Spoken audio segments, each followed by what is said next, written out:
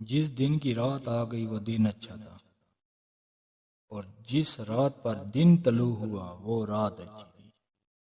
اس دنیا میں کوئی رات ایسی نہیں جس پر دن طلوع نہ ہوا ہو۔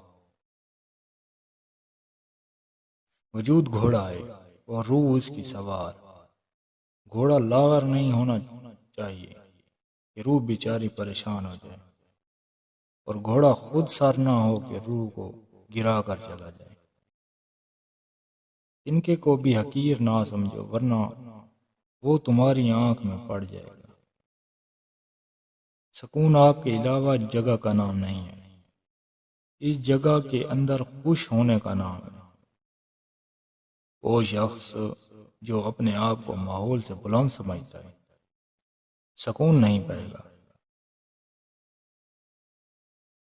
اور وہ شخص بھی اپنے آپ کو اپنے ماحول سے نیچا سمجھتا ہے وہ بھی سکون نہیں پائے گا۔ ایسا رزق جس میں زیادہ محنت بھی نہ کرنا پڑے اور جو حرام بھی نہ ہو، رزق کریم کہلاتا ہے۔ جب تک انسان کا ملان یا رویہ درست نہ ہو، اس کی محنتیں درست نہیں ہوتی۔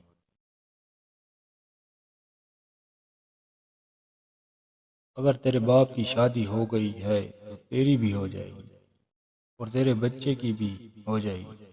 شادی پیسوں سے نہیں بلکہ اللہ کے حکم سے ہوتی ہے۔ اگر تمہیں پتہ چل جائے کہ تمہارا رزق اللہ کے پاس ہے تو پھر رزق کی تلاش نہ کرو بلکہ اللہ کی تلاش کرو جس کے پاس تمہارا رزق ہے۔